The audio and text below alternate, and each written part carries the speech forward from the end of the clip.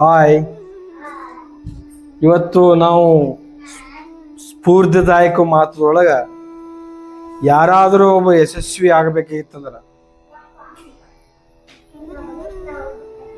ನಾವು ಈ ಮೂರು ತತ್ವದ ಮೇಲೆ ಯಶಸ್ವಿಯನ್ನ ಸಾಧಿಸಲಿಕ್ಕೆ ಆಗುತ್ತೆ. ಮನಸ್ಸು ಮಾಡಬೇಕು ಫಸ್ಟು, ನಂತರ ಕಾಯಕ ಮಾಡಬೇಕು, ನಂತರ ಫಲ ಕಾಯ್ದು ನೋಡೋದು. ಮನಸ್ಸು ಮಾಡಬೇಕು, ಎರಡನೇದು ಕಾಯಕ, ಮೂರನೇದು ಫಲ. ಯಾವುದಾದರೂ ಒಂದು ಕೆಲಸ ಮಾಡಬೇಕಾಗಿತ್ತಂದ್ರ ನಾವು ಮನಸ್ಸು ಮಾಡಬೇಕು.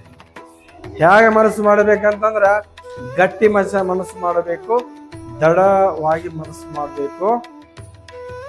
ಅಂದಾಗ ಮಾತ್ರ ಒಂದು ಕೆಲಸ ಮಾಡಲು ಪ್ರೇರಕ ಆಗುತ್ತೆ. ಉದಾಹರಣೆಗೆ ಆದರೆ ವಿದ್ಯಾರ್ಥಿಗಳಾದವರು ವಿದ್ಯಾರ್ಥಿ ತೋರಣಿ, ಈಗ ಒಂದು ಕೊಡ ಐತಿ, ಇದು ಕೊಡ ಹೌದಾ? ಈ ಕೊಡದೊಳಗ ಪೂರ ನೀರು ತುಂಬೈತಿ.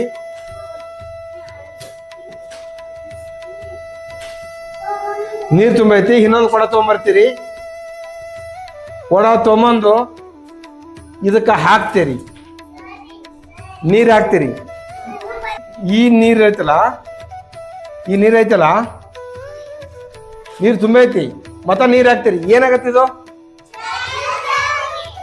ನೀರ ತೆರಗ ಚೆಲ್ಲಿ ಹೋಗ್ತದ, ಹೌದ್ರಿ? ಈಗ ಇದು ಕುಲ್ಲ ಮಾಡ್ತೀನಿ. ಇದು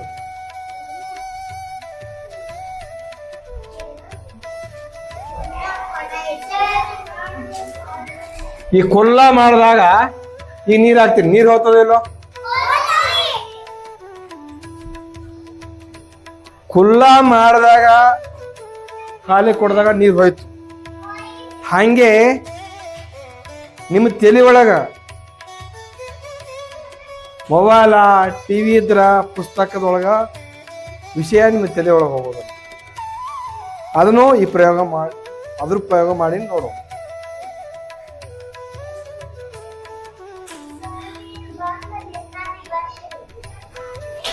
ವಿದ್ಯಾರ್ಥಿಗಳಾದವರು ವಿದ್ಯಾರ್ಥಿನ ತಗೊಂಡೀಗ ಇವೊಬ್ಬ ವಿದ್ಯಾರ್ಥಿ ಅಂತ ತಗೊಂಡು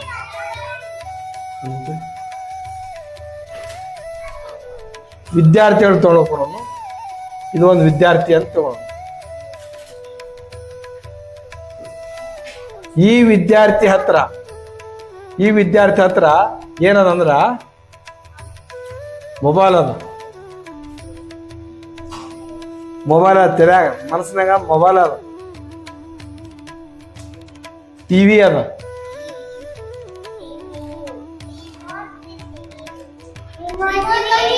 ಟಿವಿ ಮತ್ತ ಆಟದೊಳಗ ಬ್ಯಾಟ್ ಬಾಲ ಅಂತ ತಿಳ್ಕೊರಿ.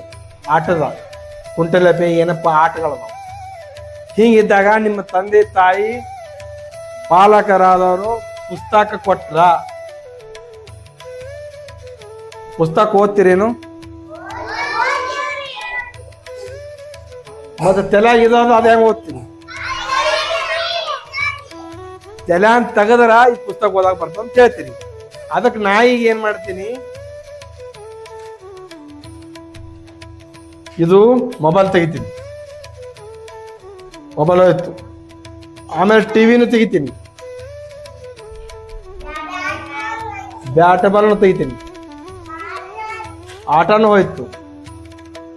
ಅವಾಗ ನಿಮ್ಮ ತಂದೆ ತಾಯಿ ಪುಸ್ತಕ ಕೊಟ್ರ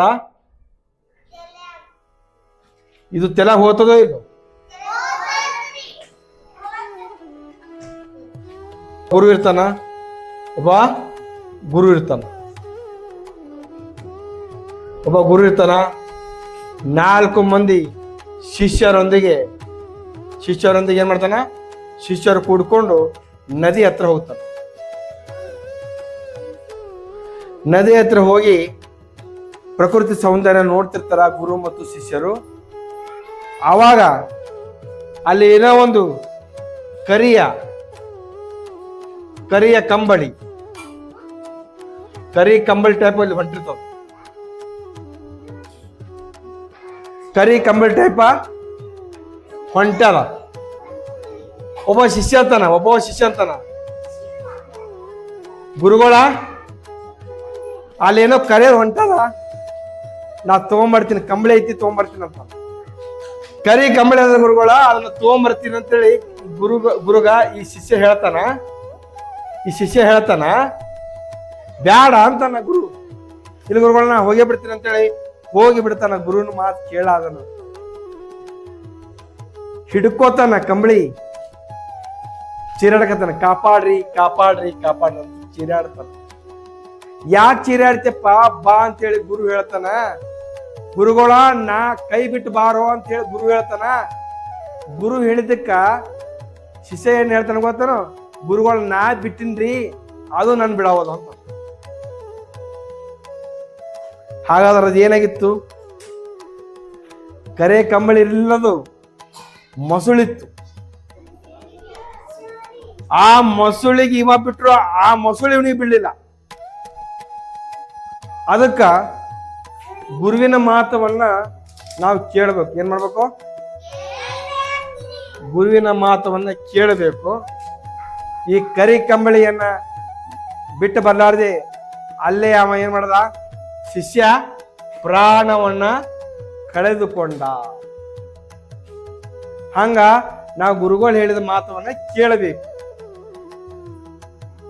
ಇವು ಶಿಷ್ಯ ಏನ್ ಮಾಡ್ದ? ಮನಸ್ಸು ಮಾಡಿದ. ಹ್ಯಾಂಗ ಮನಸ್ಸು ಮಾಡ್ದ? ಏನ್ ಮಾಡ್ದ? ಆ ಕಂಬಳಿ ತಗೊಂಬರ್ತೀನಂತ ಮನಸ್ಸು ಮಾಡದ. ಹೌದಾ? ಅದಕ್ಕ ಏನ್ ಮಾಡ್ದ? ಜಿಗದ ಮ್ಯಾಗ ಅದನ್ನ ಕಂಬಳಿ ಹಿಡ್ಕೊಂಡ. ಕಂಬಳಿ ಆಗಿರ್ಲ, ಅದು ಮೊಸಳಾಗಿತ್ತು. ಗುರು ಬಿಟ್ಟು ಬಾ ಅಂದ್ರ ಅದು ಹೊಳ್ಳಿ ಬಿಟ್ಟು ಬರ್ಲಿಕ್ಕಾಗಲಿಲ್ಲ. ಚಿರಡಗತ್ತ ಕಾಪಾಡ್ರಿ ಅಂತೇಳಿ ಅದು ಏನಾಗಿತ್ತಂದ್ರ ಮೊಸಳಾಗಿತ್ತು. ಫಲ ಎಂತದೈತಿ? ಕೆಟ್ಟಾಯ್ತು. ಚಲೋ ಫಲ ಸಿಗ್ತಾನೋ? ಕೆಟ್ಟ ಸಿಕ್ತು. ಯಾಕ? ಮನಸ್ಸು ಕೆಟ್ಟ ಮಾಡಿದ್ದ, ಕೆಲಸನೂ ಕೆಟ್ಟ ಮಾಡಿದ್ದ, ಫಲಾನು ಏನ್ ಬರ್ತು? ಕೆಟ್ಟ ಬರ್ತು. ಮನಸ್ಸು ಹ್ಯಾಂಗ ಮಾಡಿರ್ತೀರಿ ಅದರ ಮ್ಯಾಗ ಫಲ ಬರ್ತದ. ನೀವು ಓದಬೇಕಂತಂದ್ರಿ, ಮನಸ್ಸು ಮಾಡಿದ್ರಿ, ಚಂದ ಓದಿದ್ರಿ, ಪರೀಕ್ಷೆ ಬರೆದ್ರಂದ್ರ ನೀವು ಫಸ್ಟ್ ಬರ್ತೀರಿ. ಇಲ್ಲಿಕಂದ್ರೆ ಏನಾಗತ್ತದ? ಲಾಸ್ಟ್ ಆಗ್ತೀರಿ. ಅದಕ್ಕೆ ನಾವೇನ್ ಮಾಡ್ಬೇಕು? ಮನಸ್ಸು ಮಾಡಬೇಕು. ಹೆಂಗ್ ಮನಸ್ಸು ಮಾಡ್ಬೇಕು? ಓದ್ಬೇಕಂಬ ಮನಸ್ಸು ಮಾಡ್ಬೇಕು. ಮನಸ್ಸಂದ್ರೆ ಹೆಂಗಂದ್ರೆ ಗೊತ್ತಲ್ರಿ? ಮನಸ್ಸು ಎದರ ಮ್ಯಾಗ ಮಾಡ್ತೀವಿ, ಹೆಂಗ ಮಾಡ್ತೀವಿ, ಅದರ ಮ್ಯಾಗ ನಮ್ದು ಫಲ ನಿರ್ಧಾರ ಆಗುತ್ತೆ. ಉದಾಹರಣೆ ಹೇಳ್ಬೇಕಂದ್ರೆ ನಿಮ್ಗ ವಿದ್ಯಾರ್ಥಿ ಮಿತ್ರರೇ, ಒಂದು ಜಾತ್ರೆಗೆ ಹೋಗ್ಬೇಕಂದ್ರ ನಿಮ್ಗೆ ಖುಷಿ ಇರ್ತತಿ. ಯಾಕ? ಮನಸ್ಸು ಮಾಡ್ತೀರಿ, ಖುಷಿ ಆಗ್ತದ. ಅದೇ ಒಂದು ಸಿನಿಮಾ ನೋಡ್ಬೇಕಾಗಿತ್ತಂದ್ರ ಬಹಳ ಖುಷಿ ಇರ್ತದ. 3 ತಾಸು ಎಲ್ಲಿ ಅಳಿಗಾಡುದಿಲ್ಲ. ಮೊಬೈಲ್ ನೋಡ್ಬೇಕಾದ್ರ ಬಹಳ ಖುಷಿ ಇರ್ತೈತಿ, ಮನಸ್ಸಿರ್ತೈತಿ, ಒಟ್ಟ ಅಳಿಗಾಡೋದಿಲ್ಲ. ಆದ್ರ ಅದೇ ಒಂದು ಪುಸ್ತಕ ಕೊಟ್ರ ಮ್ಯಾಗ ನೋಡಿದೆ, ಮಗಲ್ ನೋಡಿದೆ, ಎಡಕ್ ನೋಡಿದೆ, ಪರ ನೋಡಿದೆ ಮಾಡ್ತೀವಿ. ಯಾಕಂದ್ರ ಆ ಪುಸ್ತಕ ಮ್ಯಾಗ ನೀವು ಮನಸ್ಸು ಮಾಡಿದ್ರ ನೀವು ಹಂಗ ನೋಡ್ತಿದ್ದಿಲ್ಲ. ಪುಸ್ತಕ ಕೇಳ್ತದ, ಒಮ್ಮೆ ನನ್ನ ತಲೆ ಕೆಳಗಾಗಿ ನೀನು ಓದಿ ನೋಡು, ನಾನು ನಿನಗೆ ತಲೆ ಎತ್ತುವಂತೆ ಮಾಡುತ್ತೇನೆ ಅಂತ ಹೇಳ್ತದ ಪುಸ್ತಕ. ಮೊಬೈಲ್ ಹೇಳ್ತದ, ಒಮ್ಮೆ ನನ್ನ ತಲೆ ಬಾಗಿಸಿ ನೀನು ನೋಡು, ನಿನ್ನ ಕಣ್ಣನ್ನು ಕಳೆದು ಬಿಡುತ್ತೇನೆ ಅಂತ ಹೇಳ್ತದ. ಮೊಬೈಲ್ ಯಾರು ಬಳಕೆ ಮಾಡಬೇಡ್ರಿ ಆತ್ಮೀಯ ವಿದ್ಯಾರ್ಥಿ ಮಿತ್ರರೇ. ಯಾಕಂದ್ರ 30 ಮಂದಿ ವಿದ್ಯಾರ್ಥಿಗಳಿಗೆ ಬಳಸುವಂತ ಮೊಬೈಲ್ ಬಳಸುವಂತ ವಿದ್ಯಾರ್ಥಿಗಳಿಗೆ ತಪಾಸಣೆ ಮಾಡಲಾಯ್ತು. ಇದ್ರೊಳಗ 26 ಮಕ್ಕಳು ಹಾರ್ಟ್ ಪ್ರಾಬ್ಲಮ್ ಇಂದ ಬಳಲಾಗತ್ತಾರ. ಅದಕ್ಕಾಗಿ ಈ ಮೊಬೈಲ್ ಬಳಕೆಯನ್ನ ಯಾರು ಮಾಡಬಾರ್ದು. ಬಳಕೆ ಮಾಡಿದ್ರಂದ್ರೆ ವಿದ್ಯಾರ್ಥಿಗಳಿಗೆ ಮಾರಕ ಆಗುತ್ತೆ ಇದು. ಆತ್ಮೀಯ ವಿದ್ಯಾರ್ಥಿ ಮಿತ್ರರೇ, ನಾವು ಯಾವ ರೀತಿಯಾಗಿ ಮನಸ್ಸು ಮಾಡಿರ್ತೀವಿ ಆ ರೀತಿಯಾಗಿ ನಮ್ಮ ಫಲ ಬರ್ತದ. ಈಗ ಟಿವಿ ನೋಡ್ತಿರ್ತೀರಿ,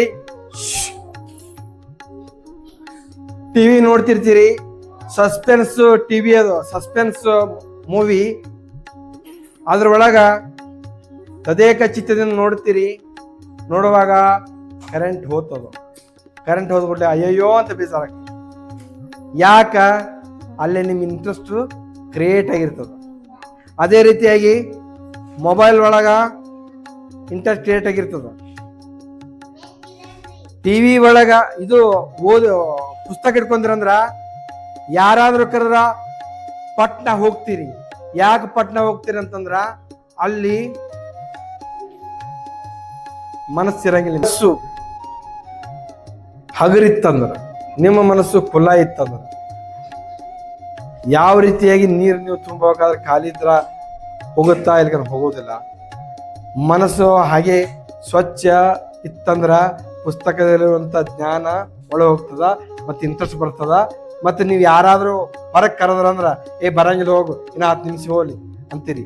ಆದ್ರ ಓದ್ತೀರಿ, ಯಾರಾದ್ರೂ ಏನಾದ್ರೂ ಶಬ್ದ ಕಲ್ತ ಓಡೋಗ್ಬಿಡ್ತೀರಿ. ಓದೋಗಿರಿ ಅಂದ್ರ ಅಲ್ಲಿ ಮನಸ್ಸಿಲ್ಲ ಅಂದ್ರ ನಿಮ್ಮ ಪುಸ್ತಕ ಓದೋದಿಲ್ಲ.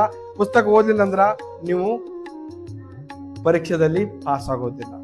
ಪರೀಕ್ಷೆದಲ್ಲಿ ಪಾಸ್ ಆಗ್ಬೇಕಂದ್ರ ಮನಸ್ಸು ಮಾಡಬೇಕು, ಸರಿಯಾಗಿ ಓದಿಕೊಳ್ಬೇಕು. ಮತ್ತು ಪರೀಕ್ಷೆ ಬರೆದಾಗ ಓದ್ಕೊಂಡು ಪರೀಕ್ಷೆ ಬರೆದಾಗ ಫಲ ಫಸ್ಟ್ ಕ್ಲಾಸ್ ಬಂದಿರ್ತದ. ಅದಕ್ಕಾಗಿ ನಾ ಏನ್ ಹೇಳ್ಬೇಕಂತಂದ್ರ, ವಿದ್ಯಾರ್ಥಿಗಳಾದವರು ಈ 3 ತತ್ವಗಳ ಆಧಾರ ಮೇಲೆ ನೀವೇನ್ ಮಾಡ್ಬೋದು ಅಂದ್ರ ನಿಮ್ಮ ಜೀವನದಲ್ಲಿ ಅತ್ಯಂತ ಯಶಸ್ವಿಯಾಗಿ ನೀವು ಮುಂದುವರಲಿಕ್ಕೆ ಸಾಧ್ಯ ಇದೆ. ಹಾಗಾದ್ರೆ ಈ ಮನಸ್ಸಿನ ಆರೋಗ್ಯಕ್ಕೆ ಏನ್ ಮಾಡ್ಬೇಕು? ಮನಸ್ಸಿನ ಆರೋಗ್ಯಕ್ಕೆ ಏನ್ ಮಾಡ್ಬೇಕು? ಒಳ್ಳೆ ಊಟವನ್ನ ಮಾಡಬೇಕು. ಮನಸ್ಸಿನ ಆರೋಗ್ಯ ಸಲುವಾಗಿ ಒಳ್ಳೆ ಊಟವನ್ನು ಮಾಡಬೇಕು. ಉತ್ತಮ ಆಹಾರವನ್ನ ಸ್ವೀಕಾರ ಮಾಡಬೇಕು. ಏನ್ ಮಾಡ್ಬೇಕು? ಉತ್ತಮ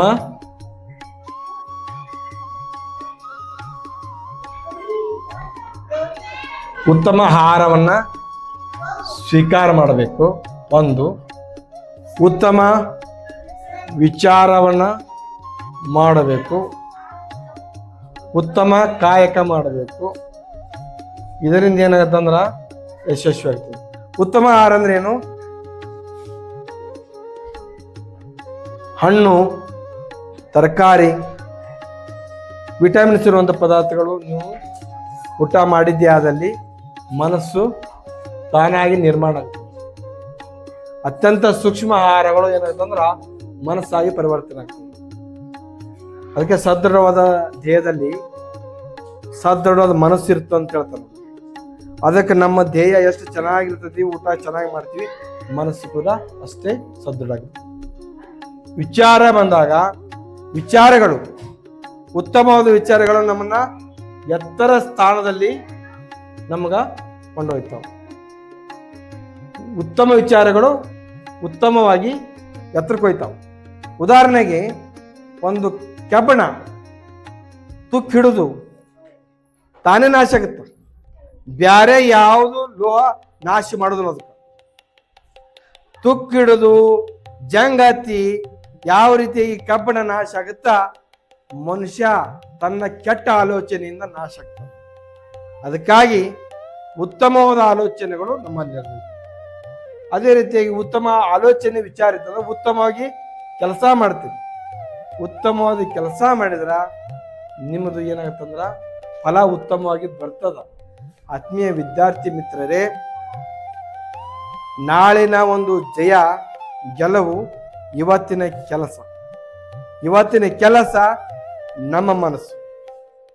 ನಮ್ಮ ಮನಸ್ಸು ಸ್ವಚ್ಛವಾಗಿತ್ತಂದ್ರೆ ಸ್ವಚ್ಛವಾದ ಪಾತ್ರೆಯಲ್ಲಿ ಸ್ವಚ್ಛವಾದ ನೀರು ಇರುವಂತೆ ಸ್ವಚ್ಛವಾದ ಮನಸ್ಸಿನಲ್ಲಿ ಸ್ವಚ್ಛವಾದ ವಿಚಾರಗಳು, ಆಲೋಚನೆಗಳು ಬರ್ತಾವ. ಇಂಥ ಆಲೋಚನೆಗಳೇ ನಮ್ಮ ಬುದ್ಧಿಶಕ್ತಿ. ಭಾವನಾತ್ಮಕ ಆಲೋಚನೆಯೇ ಬುದ್ಧಿಶಕ್ತಿ.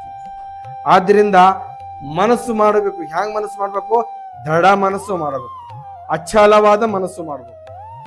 ಎಲ್ಲಿ ಮನಸ್ಸು ಇರ್ತದೆಯೋ ಅಲ್ಲಿ ಹಲವು ಮಾರ್ಗಗಳಿರ್ತಾವೆ.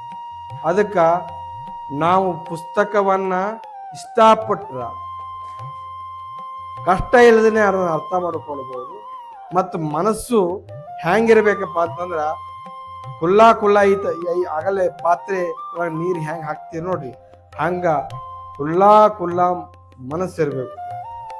ಮನಸ್ಸಿನೊಳಗ ಯಾವ್ದಾದ್ರು ವಿಷಯ ನೀವು ಹಾಕೊಡ್ರಿ, ಇದನ್ನ ಬಿಟ್ಟು ತಲೆ ಒಳಗ ಮೊಬೈಲ, ಟಿವಿ, ಆಟ, ಜಾತ್ರೆ, ಮದುವೆ ಅದು ಇದಂತ ನೀವು ತಲೆ ಹಾಕೊಂಡ್ರಿ ಅಂದ್ರ ಹೊರಗಿನ ವಿಚಾರ ನಿಮ್ಮ ಒಳಗೆ ಹೋಗುತ್ತ. ಯಾಕಂದ್ರೆ ಒಳಗಡೆ ಅವು ಮನಿ ಮಾಡಿರ್ತಾವ.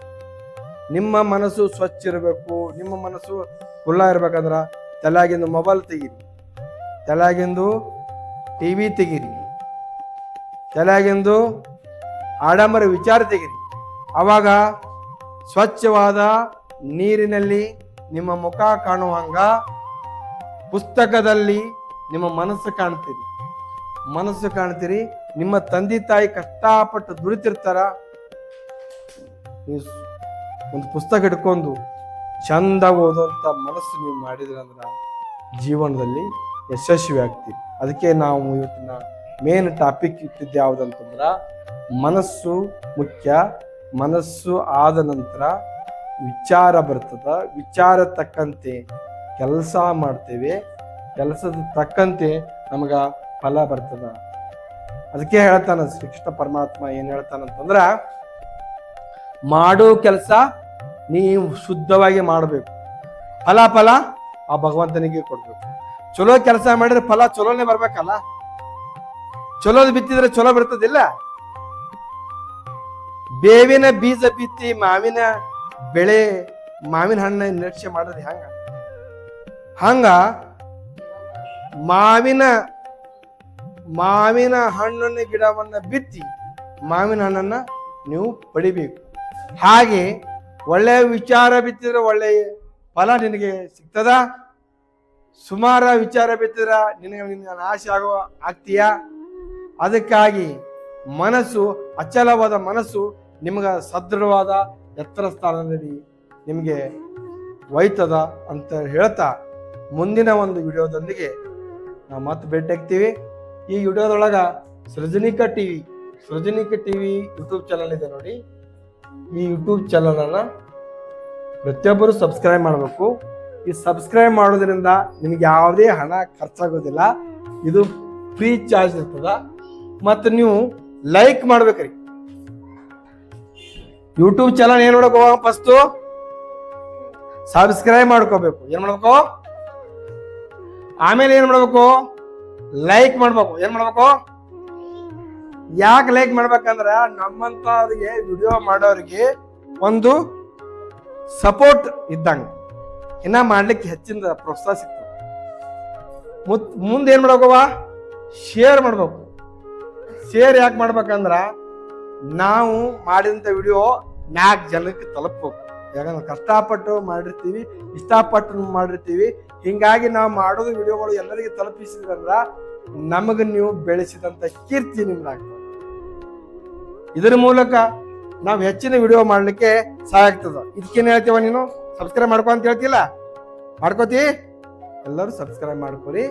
ಆದ್ರೆ ಮೊಬೈಲ್ದಿಂದ ದೂರ ಇರಿ ಎಲ್ಲರೂ.